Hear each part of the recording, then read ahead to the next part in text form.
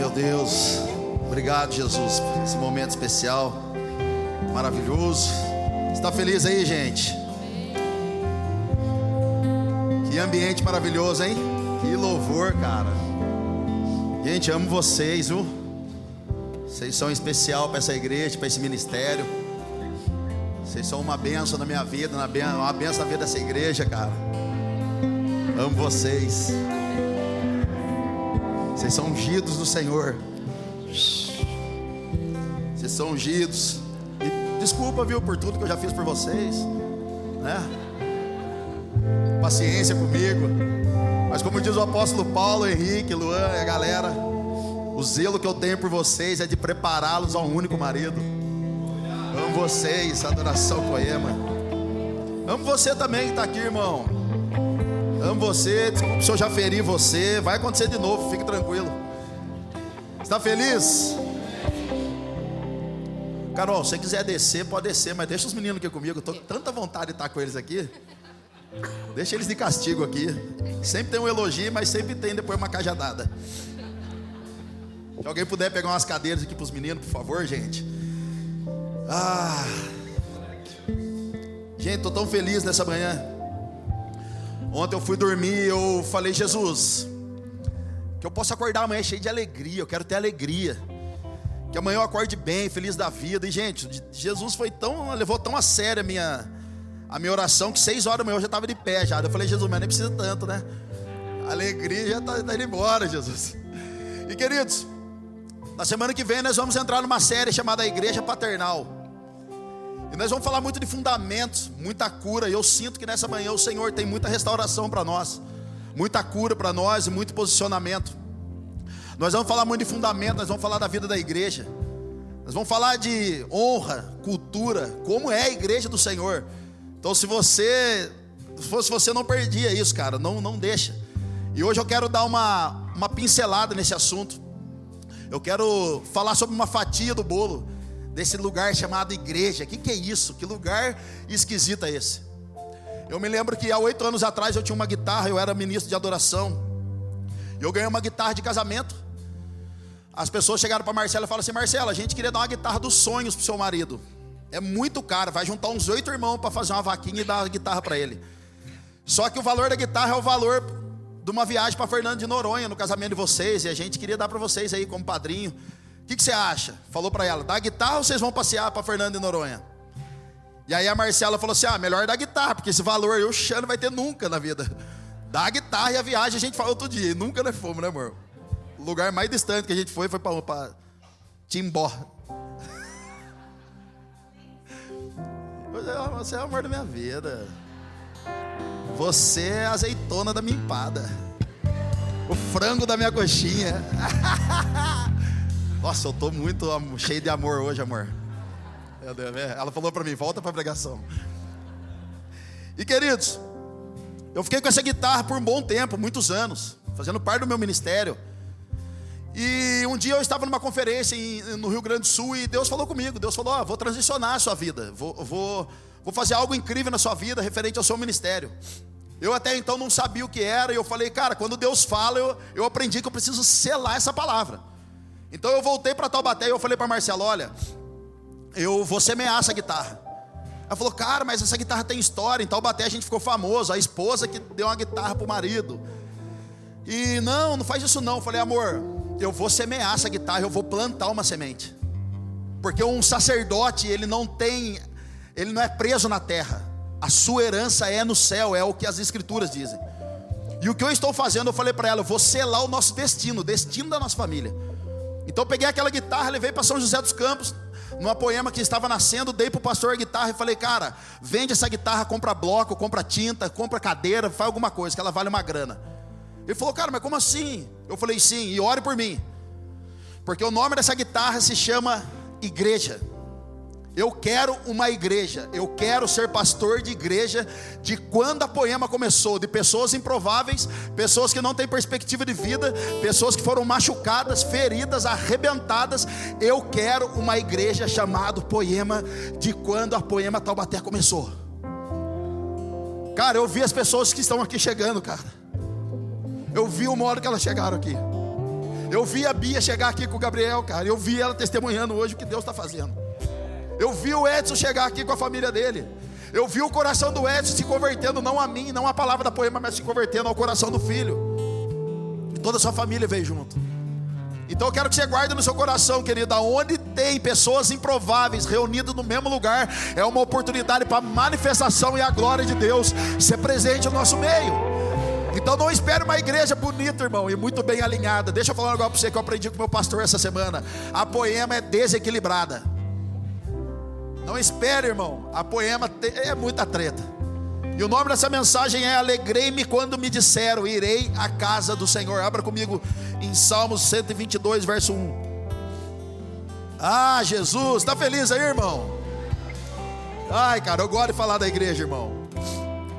A igreja é fofa demais, cara. Salmo 122, verso 1. Alegrei-me quando me disseram, vamos à casa do Senhor. Ô gente, eu amo isso aqui, você não está entendendo. Eu amo a igreja, eu amo as confusões que tem na igreja. Eu amo os irmãos esquisitos, eu amo os irmãos chatinhos, os gente boa demais, os alegrinhos demais, os The King, The Power, The Man. Eu gosto dos caras, cara, é da hora. Eu gosto dos caras que sobem aqui e falam QR Code. O Edson chegou aqui, era tudo correto, agora ele está falando mano. Tem uns irmãos no nosso meio aqui que nem podia vestir, colocar um boné, agora você usa boné, irmão. Querido, a Poema é pra galera do boné, é pra galera do terno, é pra galera da bermuda, é pra galera do brinco, do piercing, da tatuagem, é pros loucos que quer mudar de vida, é pra todo mundo que quer chegar, irmão. E a Poema tem lugar pra eles. Então, se tem um lugar mais inclusivo na terra, irmão, não é o LGBT, não é a ONG, não é nenhum dessas coisas que tem por aí. O lugar mais inclusivo da igreja se chama igreja. Você tem lugar aqui, olha que bênção. Olha pro seu irmão do lado e fala: caraca, eu nem imaginava que você podia entrar aqui. Então eu amo, cara. Irmão, foi na igreja que eu aceitei Jesus, foi na igreja que eu casei, foi na igreja que eu mudei de vida e tenho sido transformado. É nesse lugar. Eu me lembro que um dia um policial chegou em Taubaté. Eu estava saindo assim da igreja e tinha um policial fazendo... Ele era o sentinela ali, né? Ele tinha se convertido, era o sentinela. E ele falou assim: cara, chega aí, deixa eu trocar uma ideia com você, pastor. Queria pedir perdão pra você. Eu falei: por quê? Cara, quando eu cheguei aqui, vi você e o Leandro, eu fui puxar a capivara dos seis. Falei: isso aqui deve ser lavagem de dinheiro. Olha o estilo seu, olha o estilo do Leandro. Ele falou: pastor, eu sei a placa do seu carro, eu sei onde você mora, sei seu endereço, sei tudo. Eu fui pesquisar, falei: é lavagem de dinheiro. Falei: cara, é isso mesmo? Ele falou: é. Então o que é a igreja, gente? Salmo 68, verso 5. Pai para os órfãos e defensor das viúvas é Deus em sua santa habitação. Então, ou seja, órfão e viúva, querido, fala de órfãos também de paternidade espiritual. Fala também de orfandade de líderes espirituais. Verso 6. Deus dá um lar aos solitários, liberta os presos para a prosperidade. Aqui não está falando só de dinheiro, mas está falando de Cristo reinar em todas as áreas da nossa vida. Então olha só, dá um lar aos solitários. Nem beleza você tinha, você veio para a igreja e casou. Agora você tem que ter filho, irmão. Nem dinheiro você tinha, você chegava e você: mãe, dá 5 conto para eu ir lá no shopping. Perdi os 5 contos, lá foi jogar lá nas maquininhas do ursinho, já perdi os 5 contos. Não tinha nada, irmão. Você veio para a igreja, Deus começou a mudar. Deus dá um lar aos solitários, liberta os presos para a prosperidade, mas os rebeldes vivem em terra árida. Ô gente, quem são esses rebeldes? Todos aqueles que estão nesse ambiente, mas o coração não é inclinado ao Senhor. Deuteronômio 28 fala o seguinte, fala das bênçãos. Se você andar com o Senhor, está fechado com Ele, irmão, já era, você vai ser abençoado. Se não for, vai vir desgraça. Ah, Xandão, eu não creio na igreja. Irmão, Deus abençoe. Xandão, eu não creio no evangelho. Deus abençoe, irmão. Tá tudo bem. Pode ser que você queira ir para outro lugar, no Seixanoe, algum outro lugar. Mas a Bíblia diz que o evangelho é o poder de Deus para todo aquele que nele crê. O apóstolo Paulo disse: eu não me envergonho do evangelho. Pode estar sacaneando a igreja, pode estar um monte de escândalo, mas o evangelho não mudou. Ele ainda continua tocando, ele ainda continua libertando, restaurando, empoderando as pessoas e transformando elas por uma nova criatura. Aleluia! E qual é o trabalho, Xande, da igreja? Se tornar uma família espiritual. É o que nós já falamos aqui. Então um ajuntamento de pessoas, o nome disso se chama Carral, Assembleias de Deus. Pessoas que se ajuntam. E o que significa eclésia? Eclésia não é só aqui dentro. Eclésia é voltado para missões e evangelismo. Então, ou seja, nós nos reunimos no domingo para receber e nos, sabe, como fala, dispersamos para anunciar o evangelho. Então a igreja religiosa, ela fica dentro do templo esperando a volta de Cristo. A do reino vem, recebe e sai para fora e diz: toda a terra está cheia da sua glória. Essa é a igreja do reino de Deus. Então o trabalho da igreja é ser uma família para você. Uma família sem qualquer falsidade. Isso é um louvor ou é secular isso? É louvor? Ô Jesus, desculpa. É que eu estou acostumado com aquele outro louvor da grande família. Essa família é muito linda. Esse é mais da hora, essa música, né? Ô Jesus, perdão. Efésios capítulo 2, verso 19. Portanto, vocês já não são estrangeiros, nem forasteiros, mas concidadãos dos santos e membros da família de Deus. Family of God. É isso, Ed? Come on. Portanto, vocês já não são estrangeiros e nem forasteiros, mas concidadãos dos santos and member of family of God. Meu Deus. Então diga para o seu irmão: estamos nos tornando uma família para Deus e uma morada para o Espírito Santo. Aleluia. Então você está aqui, irmão, você está se tornando uma família para Deus. Deus não chamou você para andar sozinho, para você andar de bando, de família. Mas estamos também nos tornando uma morada para o Espírito Santo de Deus. E o que é a igreja então, Xandão? É só um ajuntamento de pessoas? Não. 1 Timóteo capítulo 3, verso 15 vai dizer o que é a igreja. Mas se eu demorar, saiba que como as pessoas devem se comportar na casa de Deus, que é a igreja do Deus vivo. Então isso aqui é a casa de Deus, a igreja do Deus vivo, coluna e fundamento da verdade. Gente, presta atenção: coluna e fundamento da verdade. Ou seja, não existe e não deve ter picaretagem no meio dos irmãos.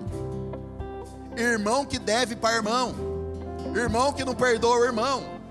Se é fundamento da verdade, coluna e fundamento da verdade, os princípios estabelecidos não é do Xandão, os princípios estabelecidos não é da Marcela. Os princípios estabelecidos é o que diz as escrituras e ponto final. Então se nós temos uma treta entre nós, irmão, na onde que resolve? No Facebook? Não. No Instagram? Não. Resolve na mesa. É o que a Bíblia diz, e o que a Bíblia diz é ponto final, irmão, não tem treta. Então a igreja não é lugar de malandro. Esses dias uma menina mandou uma mensagem para mim, cara, no Instagram: pastor, por favor, estou precisando de ajuda. Me ajuda, me socorre, pelo amor de Deus. Estou devendo para a agiota. Eu entrei para ver o Instagram da menina, parecia a Gretchen, sem roupa nenhuma. O que eu faço, pastor? Eu falei: primeira coisa, põe roupa. Já é a grande revelação da sua vida.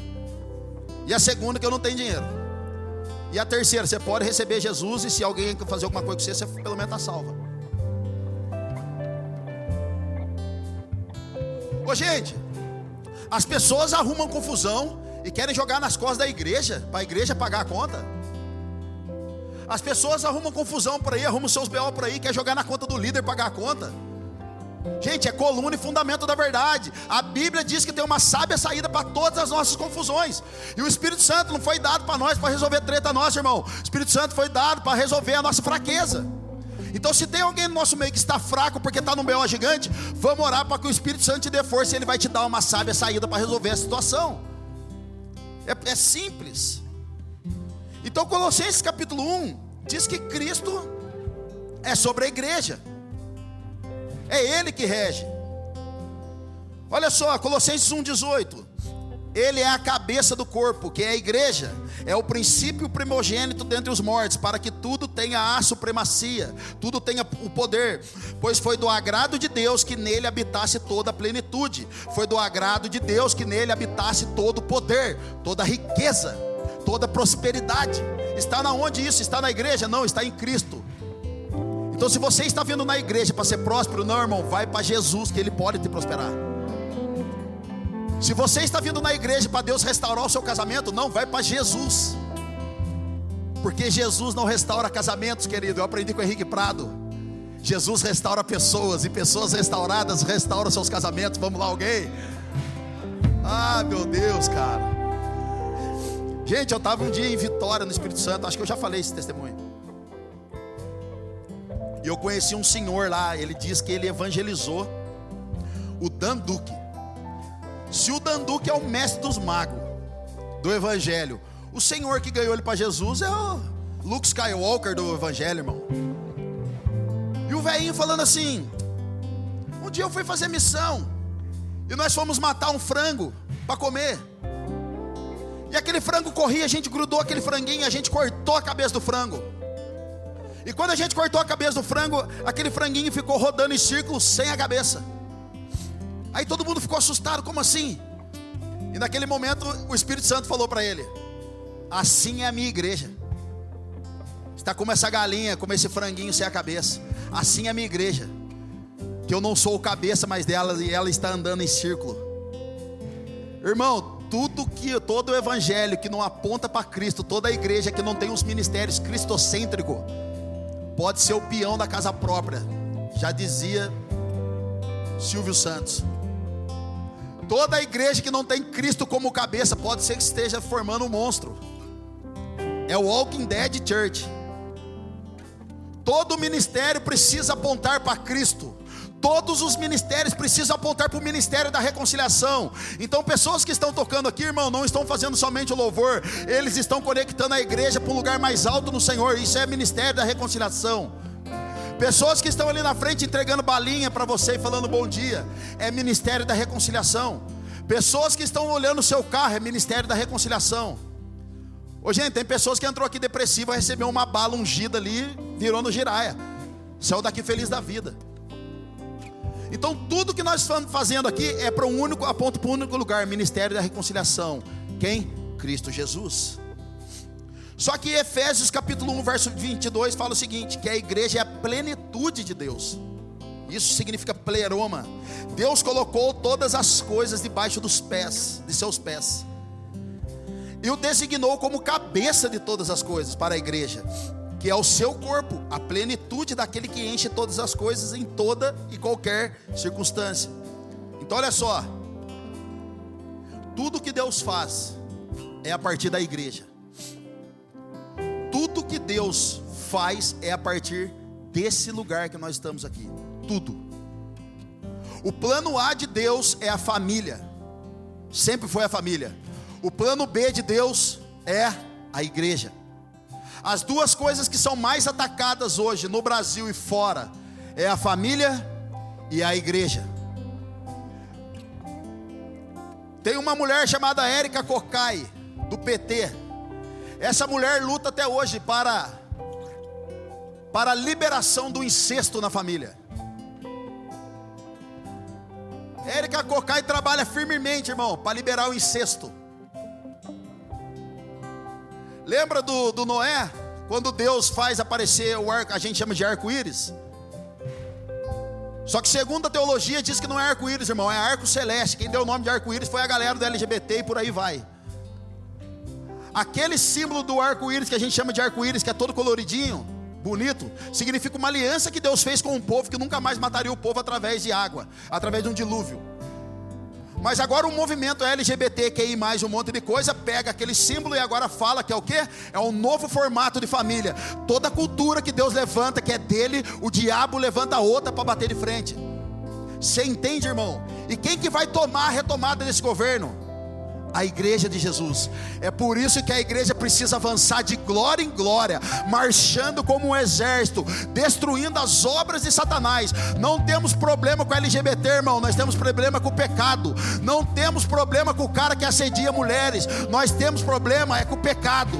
porque todos esses homens se renderem ao senhorio de Jesus, se converterão. Você já prestou atenção, os caras que matou, estuprou e ninguém consegue entender por que mudaram de vida, se converteram? Porque a Bíblia diz que aquele que é nascido de novo, ninguém consegue compreender. O vento vem, você não sabe de onde ele vem, vai para lá, você não sabe de onde ele vai. Assim é todos que são nascidos do Espírito de Deus. Aleluia. Não dá para compreender, cara. Você acha que é esquisito um cara como eu ser pastor? Eu também concordo com você, eu acho também. O Edson tinha que ser pastor, cara, ele fala bonito. Tem que ter uns caras para ensinar nós a falar direito. The King, the Power. Cara, você entendeu, irmão? Que fazer parte de uma igreja paternal é a retomada de um governo. Deus vai usar você e eu para tomar tudo aquilo que Satanás roubou, destruiu e está levantando nesses dias do Brasil. Ô gente, o que eu estou pregando aqui é mais profundo do que estar só sentado aqui no domingo. Diga para o seu irmão, a paternidade é se levantar. É a igreja.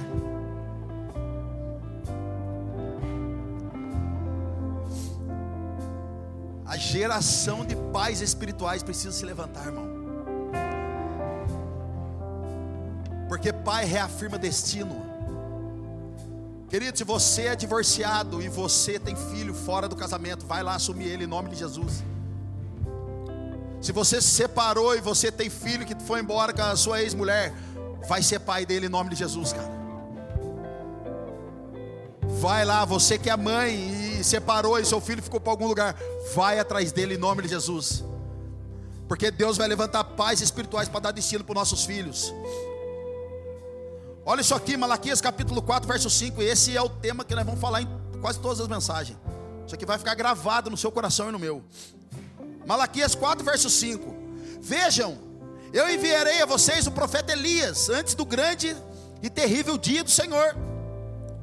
Ele fará com que os corações dos pais se voltem para os filhos, e o coração dos filhos para seus pais. Do contrário, eu virei e castigarei a terra com maldição. Quem é Elias, irmão?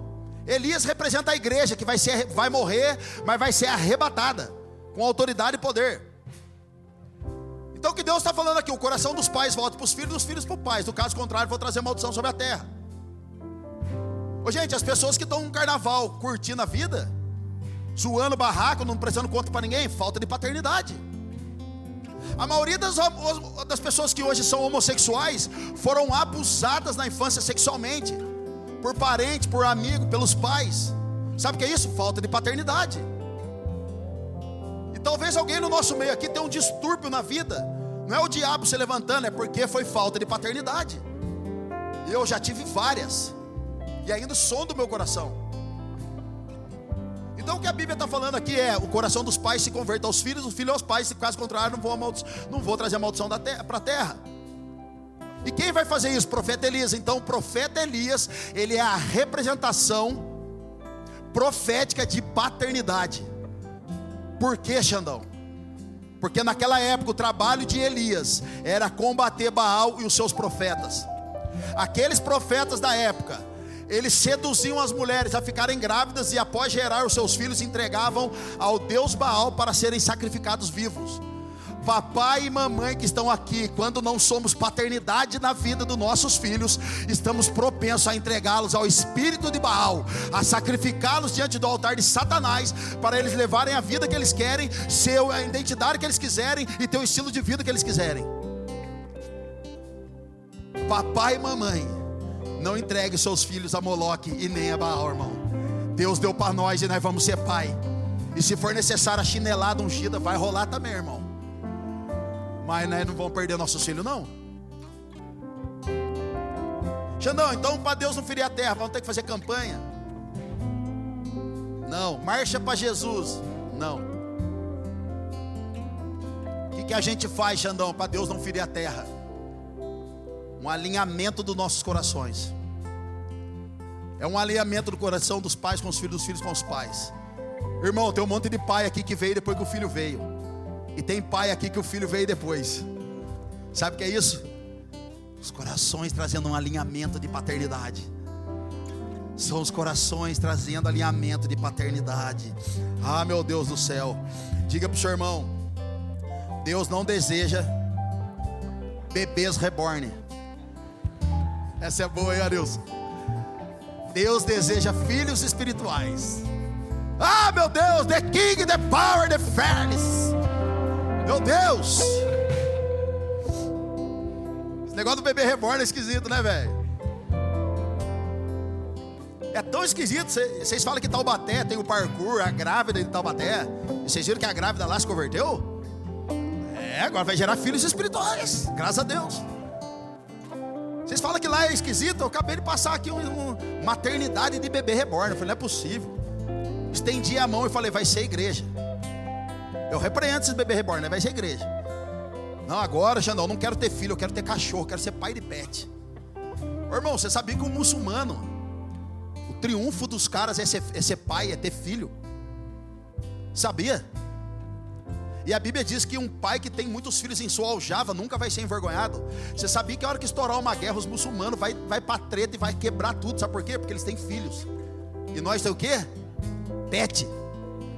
Nós tem o quê? Bebê reborn. Quem vai defender a sua família? O bebê reborn.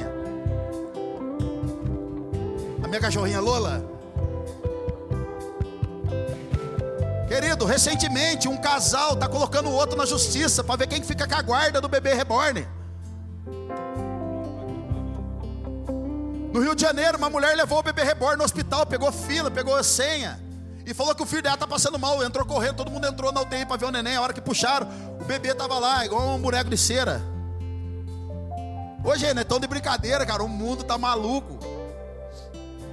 A gente prefere ter um bebê reborn que não dá trabalho para nós. Um petzinho que às vezes fica... Ô gente, pelo amor de Deus, cara, Deus não deseja isso não. Deus deseja isso aqui, ó. 1 Coríntios capítulo 4, verso 15. Esse aqui é o versículo da nossa mensagem, de toda a mensagem da igreja paternal. 1 Coríntios capítulo 4, verso 15. Embora possam ter 10.000 tutores em Cristo, vocês não têm muitos pais, pois em Cristo Jesus eu mesmo gerei por meio do Evangelho. Ei, igreja, o caos de toda a terra, o BO de toda a terra, a treta de toda a terra é a falta de paternidade. Está tudo gerado na falta de paternidade. Agora, se os pais estão falhando, Deus está levantando a igreja para trazer direcionamento, ensino, destino profético, preparando a identidade da próxima geração. Tem uma frase no mundo que diz o seguinte: pai, como que é? Pai não é quem faz, pai é quem cria, não é assim?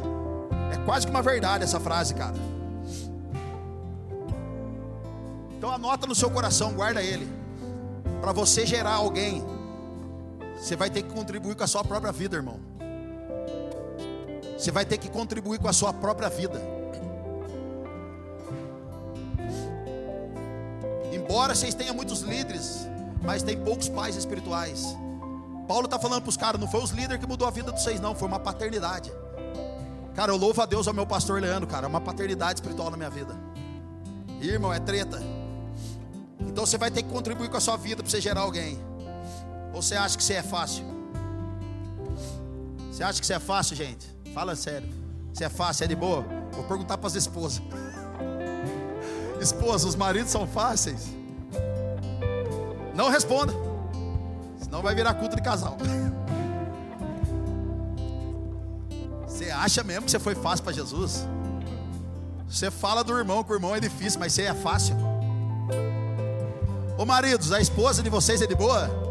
A minha é perfeita. É quase um bebê reborn. Não dá trabalho. A Marcela quase não dá trabalho. A semana foi levar a Malu para a escola. Chegou em casa, fui sair com o carro, olhei assim o pneu, falei, nossa, acho que tá furado. Aí achei estranho. Ninguém falou nada. Falei, é um preguinho, né?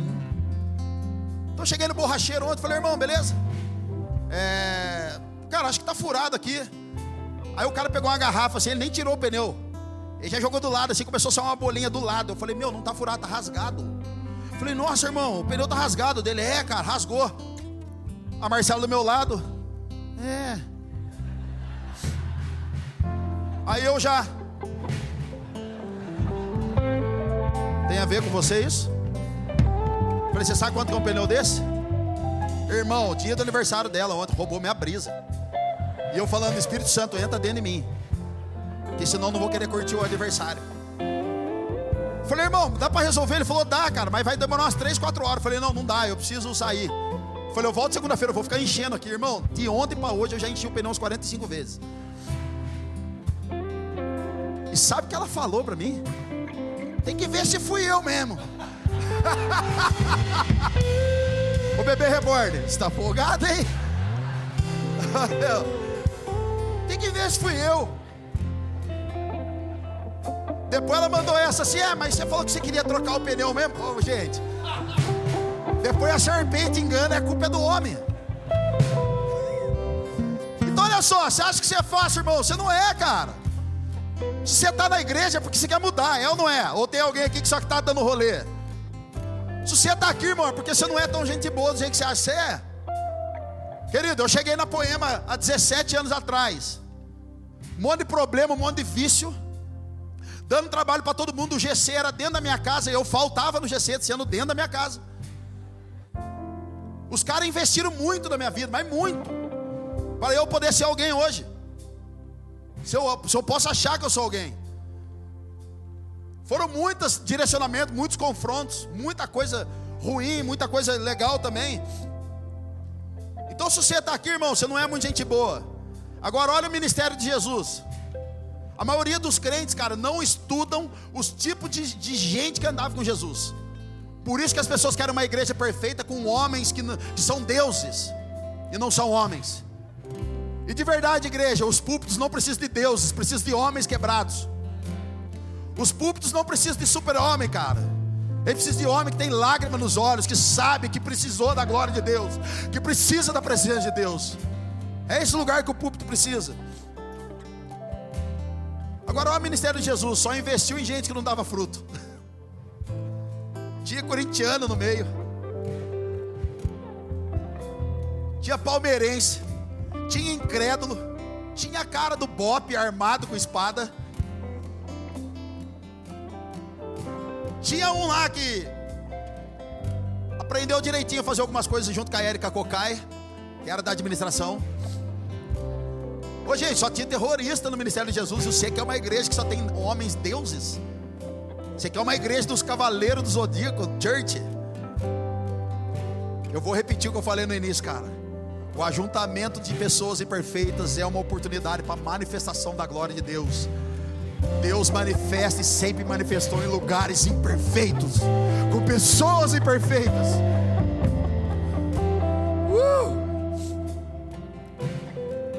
Cara, um dia, essa parada de você dar sua vida por alguém é muito louca. Vilas Boas um dia foi morar em Taubaté, o Alessandro Vilas Boas. Ele comprou um Fit Uno, bonitinho, novinho. Um dia ele estava na Poema, um dos amigos nossos lá foi no carro dele. Um cara chegou e assaltou e roubou o carro dele.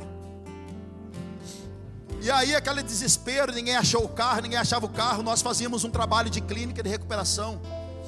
E aí eu conheci um cara nessa clínica que ele tinha saído do PCC, hoje ele é pastor. E aí ele foi na casa da mãe dele. E a gente ia falar para ele, olha, ô Saulão, se você vê esse carro por aí, cara, se você souber de alguma coisa, já que você tem uns contatos aí ainda aí. Gente, os caras do PCC ligam para ele para pedir oração para ele. Ele é pastor em Taubaté, um homem de Deus. E ele falou, beleza. Demos a foto do carro, a placa. Um dia ele está entrando na casa da mãe dele, esse Saulo, no dia seguinte.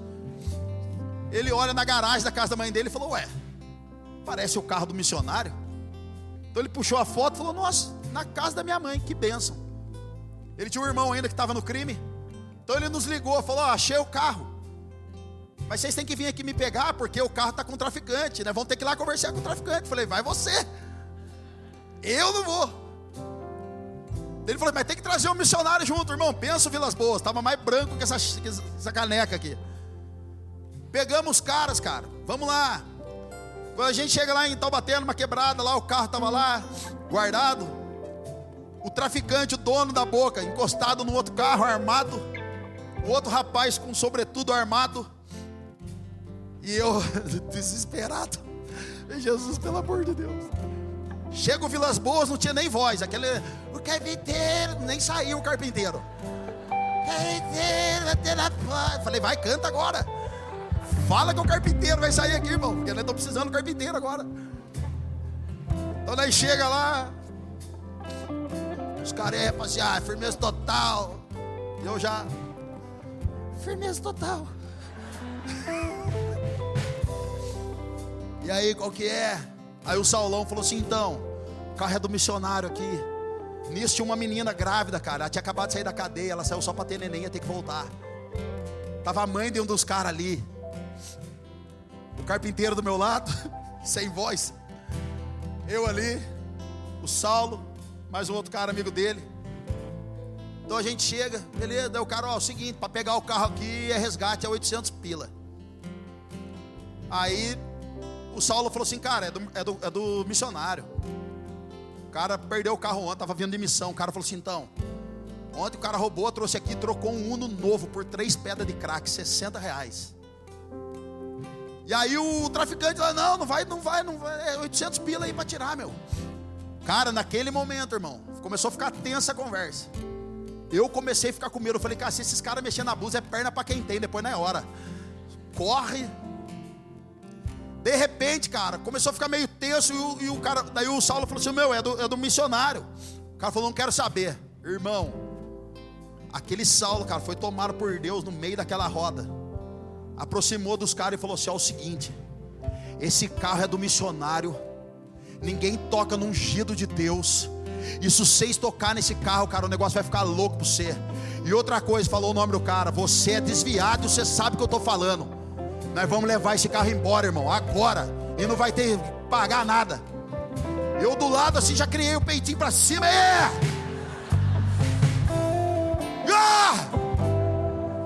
Racandaias cegas.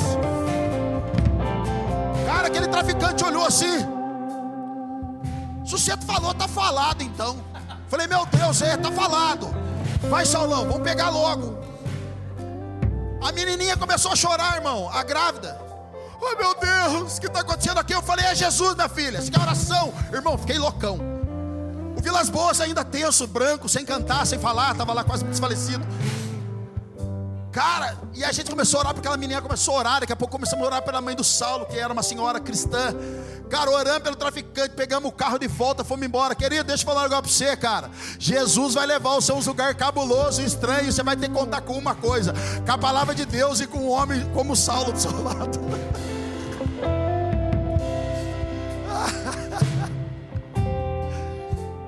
Cara, deixa eu dizer, eu não estou jogando praga não, irmão. Você para de ser esses crentes aí. Jesus vai levar você num lugar improvável que ninguém ainda foi. E a hora que você estiver lá, você vai lembrar dessa palavra. E o Senhor vai abrir a sua boca. E você vai liberar palavras de vida onde existe morte. Você vai liberar palavras de bênção onde existe tristeza. Você vai falar, sejam alegres onde existe, sabe, luto. Deus vai trazer para nós autoridade nesses lugares, querido.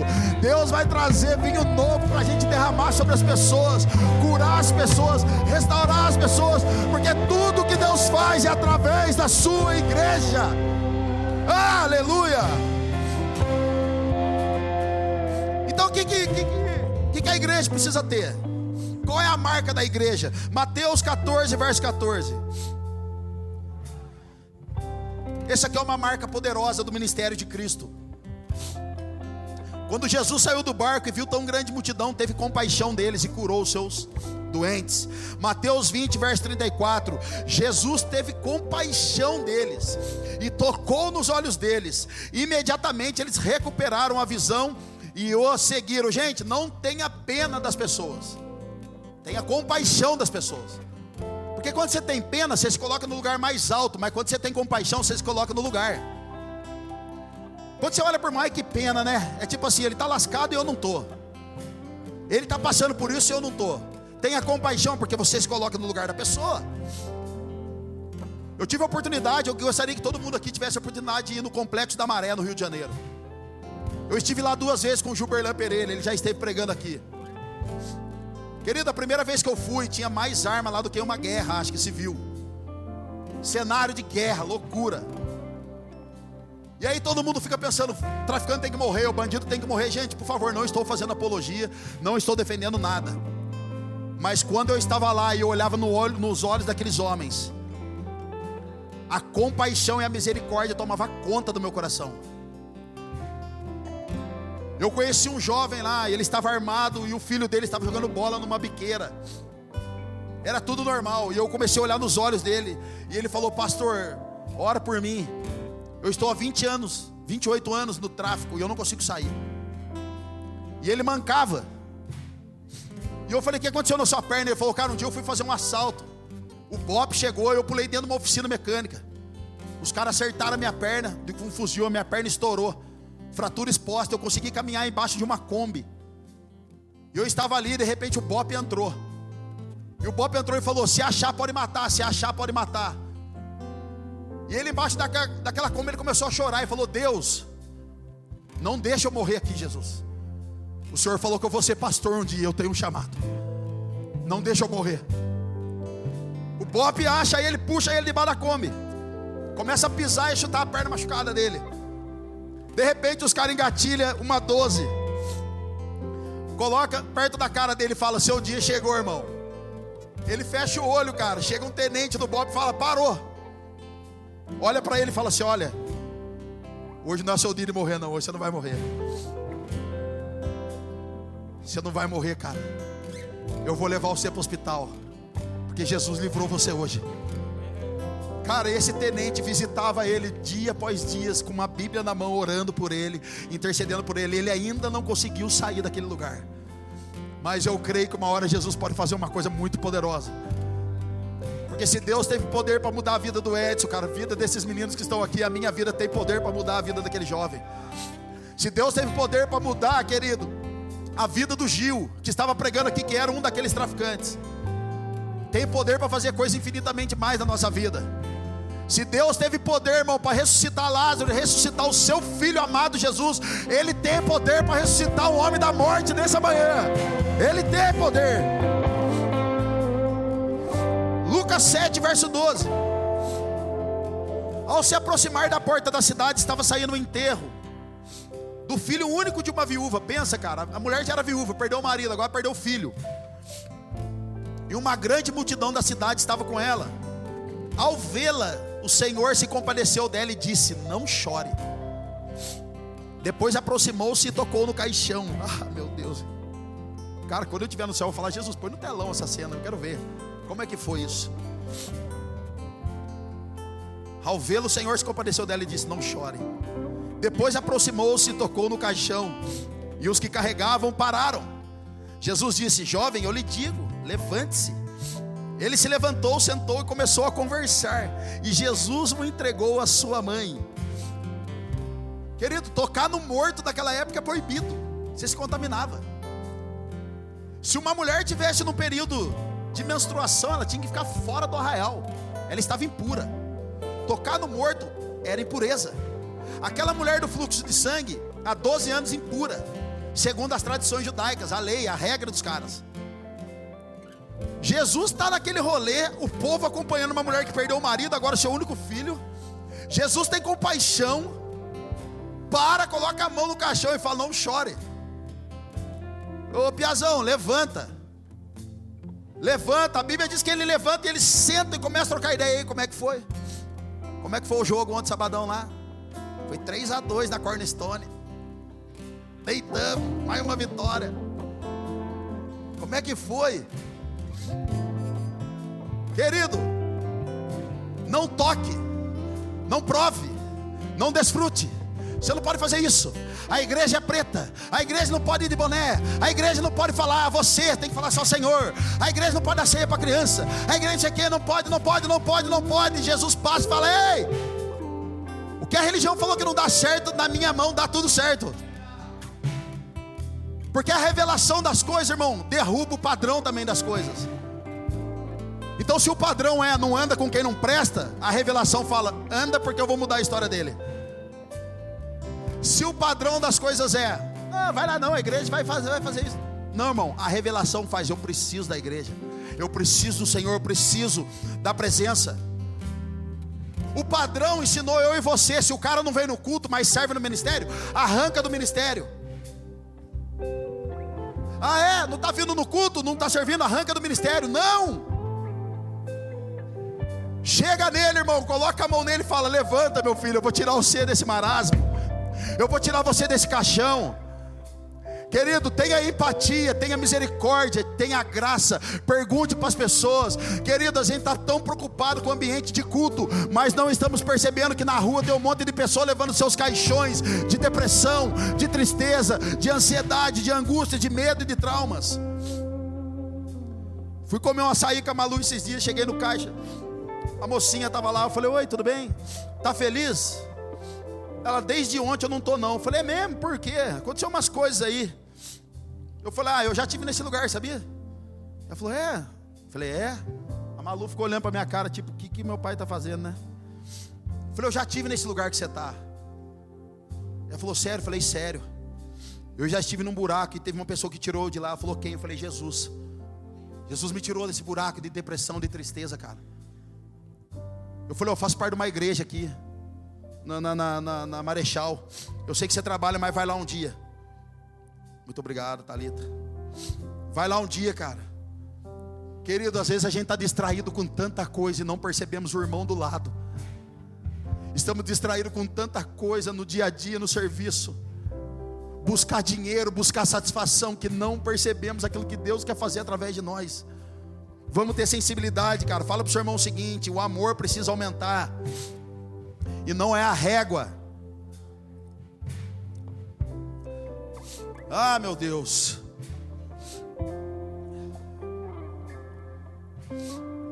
Agora, Xandão, a igreja é tão bonitinha assim? Eu acho que não. Xandão, a igreja é tão fofa, né? Tão legalzinha? Eu acho que não. A igreja é maravilhosa, Xandão. Eu amo a igreja, tem certeza? Olha isso aqui.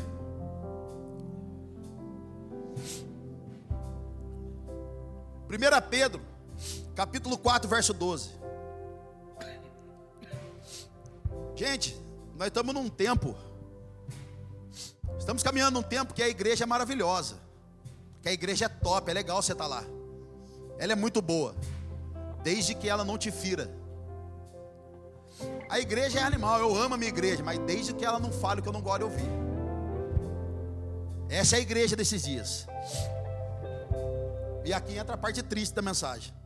1 Pedro capítulo 4, verso 12. Amados, não se surpreenda com o fogo que surge entre vocês para os provar, como se algo estranho lhes estivesse acontecendo. Olha só, amados, não se surpreenda com o fogo que surge entre vocês para o provar. Esse provar significa maturidade. Então a igreja é maravilhosa, desde que ela não te confronte. A igreja é maravilhosa, desde que ela não fale umas verdades para você. A igreja é maravilhosa, desde quando ela não fale para dizimar. Porque senão eu não vou pegar mal. As pessoas chegam a gente e falam assim: Xandão, eu estou frustrado com a igreja, como se a igreja devesse alguma coisa para alguém. Eu estou frustrado com a igreja, estou triste com a igreja. Irmão, quando Deus fez uma aliança com a igreja, não foi com a lei, foi com a graça.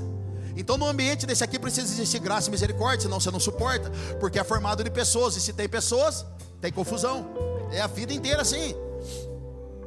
Então, irmãos, eu não estranho se vier esses fogos, se vier essas tretas. Gálatas capítulo 4, verso 15. A minha versão é a mensagem. Olha isso aqui que interessante. Isso aqui é dentro da igreja, gente. Isso aqui fala de um destino, de uma casa de destino. Sei que não é fácil receber um hóspede doente, mas vocês me trataram tão bem, como se eu fosse um anjo de Deus, ou como se estivesse recebendo o próprio Jesus. Paulo falando para os Gálatas, verso 15. O que aconteceu com aquela alegria, com toda aquela alegria? Ô gente, Paulo está falando o que aconteceu com toda aquela alegria, sabe o que é? Aonde estava a sua alegria quando você chegou aqui nos primeiros dias, irmão? Aonde estava a sua alegria quando você chegou aqui e você estava tudo bem? A Leilane pregou semana passada: estar num lugar como esse é um privilégio. Servir a Deus é um privilégio. Irmão, alguns de nós chegou tão feliz aqui, mas tomou o primeiro confronto e quis ir embora da igreja. A minha pergunta nessa manhã é para alguns aqui: aonde está a sua alegria? Querido, nós estamos depositando a nossa fé na nossa alma. Estamos depositando a nossa fé num Deus terreno e não num Deus eterno. Por isso estamos de um lado para o outro, pendendo em nossos sentimentos e alma. Você não sabe se você quer ser pai ou se você quer ter um bebê reborn. Você não sabe se você quer trabalhar ou se você quer ficar jogando PlayStation.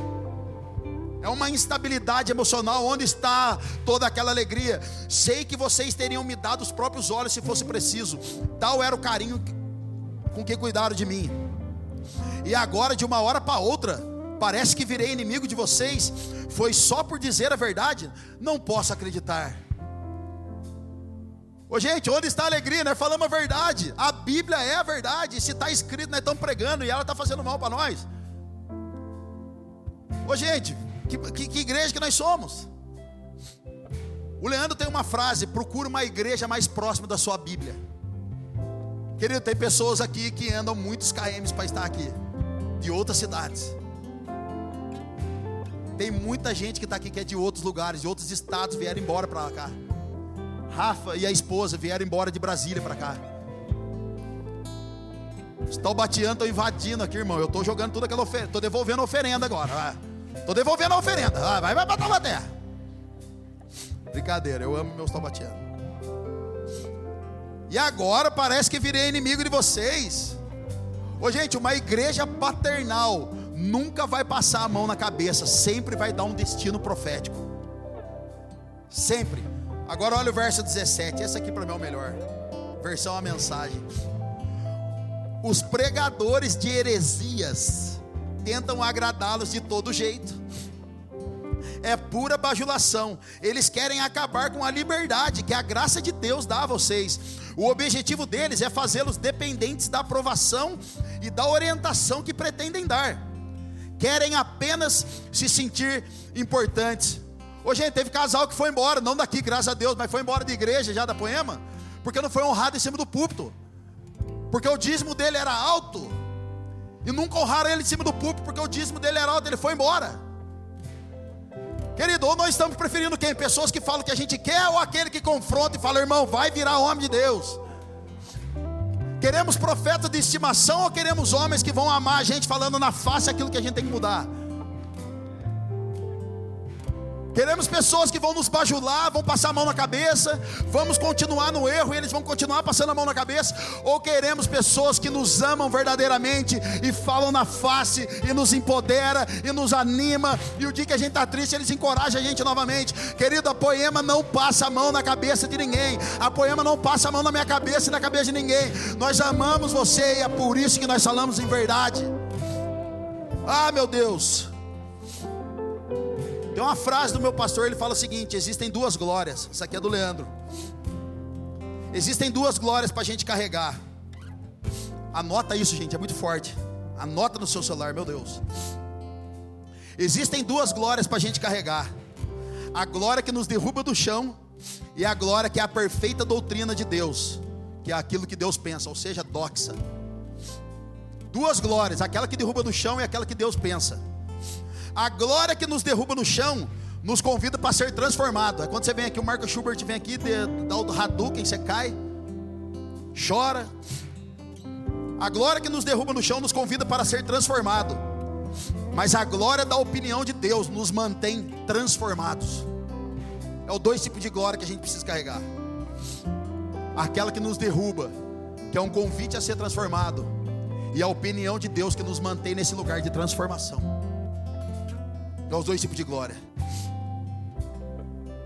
Querido, eu já falei tanta coisa aqui, que sou errado para alguém, machucou alguém. Alguém já falou alguma coisa, me frustrou. Já não concordei com um monte de coisa, e alguma pessoa também não concordou com um monte de coisa. E eu quero com essa fala encerrar. E a minha pergunta é, cara, a nossa resposta a partir de agora vai definir o nosso futuro como igreja. Ou nós entendemos a opinião de Deus e o que Ele quer fazer, o que Ele pensa, e nós vamos viver coisas extraordinárias. Ou nós vamos ficar para trás. Então tem um convite para mim e para você nessa manhã. A Bíblia fala de 3 lugares. Gilgal, Betel e Canaã. Querido, o que é Gilgal? Gilgal é onde o povo foi passar pelo Jordão, e ali eles foram circuncidados. Gilgal fala de lugar onde Deus vai tratar o meu orgulho e o seu orgulho. Gilgal é o lugar onde Deus vai tratar a minha soberba e a sua soberba. Gilgal, irmão, é o lugar de ficar ferido para Deus tratar. Então, se você está aqui nessa manhã ferido com a igreja, é a oportunidade de Deus tratar você hoje, de Deus curar você hoje, de Deus transformar você hoje. Depois que você passa por Gilgal, que você é cuidado, você é ferido, mas também é tratado, você passa por um lugar chamado Betel. Betel, querido, é onde você tem experiências com Deus. É onde Jacó pegou um travesseiro de pedra e ali ele teve um sonho, ali ele fez um voto. Betel, querido, é o lugar que Deus vai apresentar para você os planos dele para você, o seu chamado. Vai apresentar para você o futuro, as coisas que ele quer fazer na sua vida. E o terceiro lugar, Canaã, é o lugar que você vai, você serve, você trabalha e você também desfruta. Então a minha pergunta nessa manhã é: aonde você está, para onde você quer ir e o que você quer decidir da sua vida? Quer ficar ferido? Quer ter experiência com Deus para Deus mostrar o futuro? Ou você está indo para Canaã para desfrutar de todo o processo? Vamos lá, alguém, cara. A igreja me feriu, pastor. Você tem a oportunidade de ficar aí nela, alimentando a sua própria alma, alimentando a sua própria ferida. E digo mais, tem ferida que foi você que colocou, não foi nem nós, não foi nenhum pastor. Pastor, mas você não sabe o que fizeram comigo lá atrás, me feriram. O meu pastor antigo me feriu, será que você não feriu ele também? Segunda pergunta. Será que você não feriu os irmãos que estavam lá também? Ou nós somos a última bolacha do pacote traquinas, que ninguém fala com nós desse jeito? Querido, já feri a minha igreja, já feri meus amigos, já feri meu pastor, mas já fui ferido também. Mas eu tomei uma decisão: eu não vou ficar em Gilgal. Deus vai tratar do meu orgulho, da minha ferida e dos meus traumas. Eu vou para Betel para entender o que Deus quer, e de lá eu vou viver em Canaã para desfrutar de todo o processo. E se você está carregando marcas nesses dias, prova que você trilhou uma caminhada, prova que você caminhou, sobreviveu e está aqui nessa manhã, querido, sendo convocado por Deus, chamado por Deus para subir para o lugar mais alto. Você decide, irmão, aonde você quer ficar nessa manhã. Saul e Davi saíram do mesmo lugar, improváveis, mas um decidiu, irmão, ser ferido pela casa de Saul, passar pelo processo, receber um chamado e desfrutar como rei. Você decide. Você decide o que você quer fazer, o que você quer viver e para onde você quer ir, irmão. E eu quero encerrar aqui com Mateus capítulo 21, verso 18. A igreja poderosa de Cristo, que carrega os frutos. Está feliz ainda, gente? Você viu? Os povos estavam tudo feliz quando está falando de bênção. Já estão falando heresia. Mateus 21, verso 18. De manhã cedo, quando voltava para a cidade, Jesus teve fome. Vendo uma figueira à beira do caminho, aproximou-se dela, mas nada encontrou, a não ser folhas. Então lhe disse: nunca mais dê frutos. Imediatamente a árvore secou. Gente, uma coisa que Deus não quer fazer na Poema é deixar ela sem frutificar. Deus não deseja isso para nenhuma igreja. Jesus, essa figueira aponta para a igreja. Jesus está chegando para comer, para pegar uma comidinha ali, estava com fome, veio da missão, estava lá cansado. A Bíblia diz que aquela figueira tinha um monte de folha, mas não tinha fruto. Isso aponta profeticamente para a igreja. Uma igreja que ela é muito bonita, ela tem LED, ela tem uma banda maravilhosa, ela tem uma galera maravilhosa. Porém, cadê o Cristo nela? Cadê a presença nela? Irmão, eu vou dizer uma coisa para vocês, né? Não precisa ter LED, a gente ama, não tem nada contra. A gente quer ter os melhores instrumentos, luz, cadeira. Irmão, nós estamos sonhando. Mas se Jesus não estiver nessa parada, irmão, eu jogo tudo para cima e saio andando. Nós cantamos aqui: se ele estiver lá eu vou, se ele estiver aqui eu vou ficar, e se ele estiver para o outro lado eu vou atravessar. Mas eu quero a sua presença. Eu quero a sua presença. Essa igreja começou dependente da presença de Deus, e nós vamos permanecer debaixo da presença de Deus, cara. Jesus chegou e falou: caramba, mas está tudo bonito, está tudo organizado, está tudo redondo, mas não tem o fruto. Eu não sou o centro. Querido, tem igrejas que estão tão perfeitas e tão boas, que se você fizer um culto, e Jesus for ou não for, está tudo bem, ninguém percebe, porque já roda. Tem dia que eu estou sentado aqui, foi maravilhoso, eu saio, entro no carro e falo assim para Marcela: cara, que culto ruim. Ela fala: amor, mas não é para você, é para Jesus. Mas eu falo: mas você acha que Jesus gosta de resto? Você acha que Jesus merece alguma coisa? Davi disse: eu não vou fazer algo para o meu Senhor que não me custe algo. Alegrei quando me disseram: irei à casa do Senhor. Querido, qual é a expectativa que nós estamos vindo aqui aos domingos? Qual é a expectativa que nós temos de estar aqui em unidade com nossos irmãos adorando a Deus? Então o culto não pode ser meia boca, irmão, tem que ser um culto racional. Sabe o que é um culto racional? Aquele que você se entrega por inteiro. Não tem uma mão para cima, é as duas. Não tem cantando aleluia, é para lá que eu... Não, irmão, é você ser desequilibrado, descontrolado. É você ser... Deus, eu orei a vida inteira para essa igreja, eu orei a vida inteira por ter a presença. Agora eu tenho, agora eu posso dançar, eu posso gritar, eu posso ser livre. É isso, irmão. Então qual é a expectativa? Qual é a expectativa? Eu não tenho problema com música boa, com músico bom e nem com LED, irmão. Eu tenho problema se Jesus não estiver aqui. E eu fico sentado, eu falo: amor, foi ruim. Por quê? Porque o louvor não discerniu. Ou eu estou ficando louco aqui. Querido, uma igreja madura, escuta o que eu vou falar. Uma igreja madura, ela sabe quando Jesus está e quando Jesus não está. Os espirituais conseguem discernir quando Jesus está e quando Ele não está. E é esse discernimento que eu quero orar para nós como igreja. Ser uma igreja triunfante de sacerdotes, uma igreja triunfante que tem misericórdia, compaixão e empatia.